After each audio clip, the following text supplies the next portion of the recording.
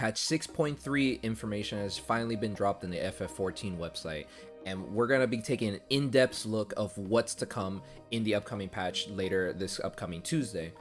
Hello everyone, I'm your host Lucar, and welcome to the One Dragoon channel. Right, now let's get started. So it seems here that the first bit is the new main scenario quest. It's a given, it's a new patch, so it's going to be a new series of MSQ content that's going to be coming out for the players to play. And I know everyone is a humongous fan of the story, so a lot of people are going to be returning for these quests. And hey, it's good to see that they're coming back to enjoy the story, continue the adventure, and we'll see what's to come. Character portraits have been implemented for battle dialogue during main scenario instance quest battles from 3.x patch series. This is a really neat introduction to more character portraits, because all that you've really seen them was if you did PvP and then their portraits are there, or even like you have to manually look up the characters themselves to see like how their portraits look. So I think that this is a great way to like express portraits on the whole like game itself. So I'm a huge fan of this update itself. Chronicles of a New Era quests have been added into this patch, which is probably what everyone's looking for right now, and I can't wait. I was a humongous fan of the first 24 man. I heard great things about it, and I can't wait to see the new gods and goddesses appearing in this new fight. And so far from the trailers, it has looked like really cool, so it's definitely like for me probably one of the first things I will personally do. After the Alliance raid, and here in the patch notes, it says that new side story quests have been added towards Tales of a Newfound Adventure, Tatsu's Grand Endeavor, Island Sanctuary, custom deliveries. So it seems like they're continuing on in existing quest lines, so that's going to be exciting. The one that I'm pretty excited for is Tatsu's New Adventure, because I saw the chest piece, the glamour it's tied to it, and it looks really sick, and I can't wait to rock it on my samurai, if not like other classes. So I think that's like a big thing that I'm pretty excited for in this patch.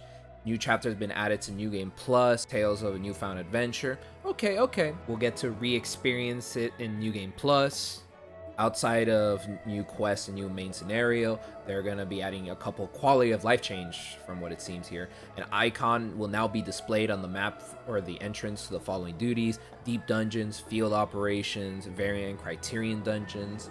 Personally, I think this is an amazing change, because new or returning players will probably have a little bit of confusion of where to go or how to get it, and they'll have to look it up online. So I'm glad that they actually implemented something in the game that will kindly tell them where to go or how to get to it. So I think this is a great quality of life change. Up next in the patch notes comes Fates, and the only fate here that got some changes is Odin's fate, the Steel Rain. Odin's level will be fixed at level 50, and this is probably due to the increase of difficulty that was introduced in the beginning of the expansion. And the other change will be towards the bicolor gemstones that you can trade with the gemstone traders in certain areas. So it's always good to see new items coming for Fates, and I know how hard it is to farm Fates, especially with the amount of items currently, and you probably need like maybe 5,000 just to get the mount or the fashion accessory. So let's hope that it's not as much of a grind this time. Moving on to treasure hunts. A brand new treasure map is going to be introduced for this, and it seems like all of it is going to lead you to Elpis, so it's just going to be one area really. And it's going to also have a small chance for opening up a portal, and the portal will not be similar to how it was before. It's going to be a returning one from Shadowbringers, where all you have to do is press a button, a circle goes around, and you'll see, depending on where it lands, what your reward is, which I personally prefer that one, and I like it a little bit more than the door one. It's gonna have 5 trials, similar to the last one, and you'll get kicked out if it lands in the wrong spot, or if all the player members are KO'd. That's a given. And a lot of the other rewards and the maps have been adjusted for the previous ones, so it'll probably like introduce some of the brand new rewards. We'll see. I'm personally can't wait to do this with my friends. I love doing the maps. Now going into housing. I know a lot of people are excited about this for this upcoming patch. Brand new wards for people to buy stuff, and a lot of people are going to be trying to get their hands on houses this upcoming patch. So if you haven't already, make sure to save up that gil just so you can get a chance, or even a small chance, of getting these houses. And hey, who knows, maybe you might get lucky and get yourself a new house.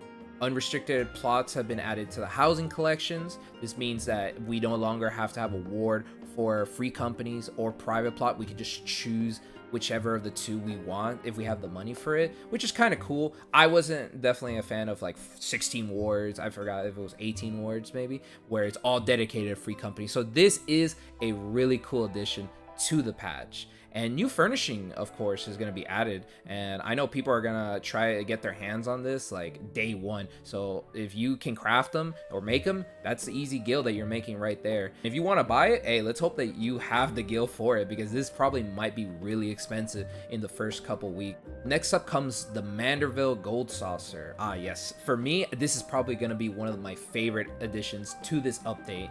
With new prizes, of course, coming into it. We always like new rewards, but a new gate has been introduced for Leap of Faith, and I'm a humongous fan of Leap of Faith, or just the Gold Saucer in general. So this is really exciting to see. I haven't seen this in like a hot minute, maybe since like early Shadowbringers, if not late Stormblood. I haven't seen a brand new one, so this is super cool.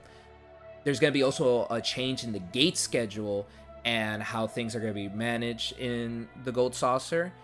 And new triple triads have been introduced, so if you're a fan of collecting them, hey, now's your time to go back and try and collect some new ones. And they could be kind of a grind to get, I know. I definitely know. For the rest of the patch notes, it seems like they're just going to add a couple of quality of life changes.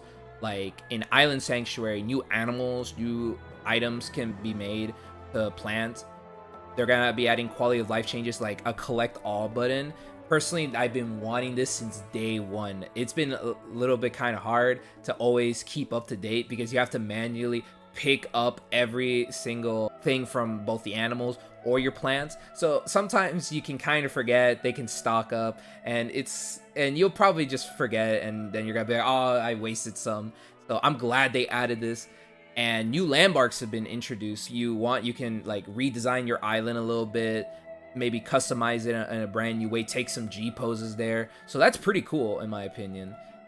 Duties will be now having duty support for Heavensward content, and it's always cool to see these. If you're a humongous fan of the story, you get to see the little comments that your party members make as you're exploring and as you're fighting the enemies. So this is like pretty cool for anybody that really wants to go back and experience this with their fellow party members. Wondrous Tales seems to also be here in the patch notes with regards to brand new rewards, and to me, I just absolutely adore them. I love the little earrings, I like the neck piece, and I'm pretty excited to try and get this as fast as possible because I love corgis. Next up after Wondrous Tales comes Fox Hollows, which is kind of given, and it's going to be having the update to the new Unreal, which is Sophia. And I know a lot of people are really excited for this Unreal because of the extreme back in Heavensward was a lot of fun for the players at the given time. So I'm pretty excited to see how it feels with all the level 90 stuff, and to see just how cool it can be experiencing it for the first time. And that basically covers up all of the player systems that has been added. And now comes the battle system that is brand new for this patch. And probably one of the biggest changes for the battle system is a little bit of UI settings that have been added. And a lot of people have been waiting for this for years. Like icons have been indicating physical, magic, and unique damage now. In the party lists, it's going to have numbers to indicate how close their buffs are from like disappearing. And this has been changes that people have been asking for probably so long, and it's good to see them being implemented in the game finally. Another update is that the weekly restrictions on rewards for this current Savage tier has been removed. So now this is a perfect chance for people to get ready their best in slot just for the upcoming ultimate that's going to be added 2 weeks after this patch is officially out. So this is a good chance to try and get your last bit just before the ultimate comes out. And a little bit of glamour stuff here in the battle section. It seems that Reaper and Sage weapons are gonna now have available coffers that will appear after completing Omega Alphascape, which this is like a really cool thing because those weapons look sick as heck, dude. I'm personally a fan of how they look, and now seeing how the Reaper and Sage weapon looks gives us a clear, maybe a small glimpse of what to expect of how they look after the ultimate has been completed. So I think this is pretty cool, and I recommend people that haven't done the Savage to give it a try and experiment, see how the fight feels, so you can get ready for the ultimate. And that about covers everything for the PvE section of the battle systems, and now we're going to make our way towards the PvP system. And Series 2 will be coming to an end as soon as the patch drop into Series 3, which is going to have brand new rewards to work with and a brand new battle pass to go off. And from the image here, it seems that so far from what we have is a brand new armor set, and I'm a fan of how the helmet looks personally. Something to expect from this update will be in Crystalline Conflict, which will offer a brand new arena called the Clockwork Castletown. And it's going to be full of traps, Yojimbo themed attacks, and it's going to be cool to see a brand new map in Crystalline Conflict ever since its introduction a couple patches ago. And I hope that they continue to experiment on new maps as updates come out. Moving away from the battle system now comes the new items you'll be receiving, and we'll be starting off with the different outfits that you can get from this update. And from what it seems from these images, it shows off a little bit of the Alliance Raid stuff, which has a very like icy theme, very Shiva-ish, and I think that looks really cool. I don't think there hasn't been a really Shiva looking gear or ice themed gear ever since Shiva of last expansion, so that's also cool.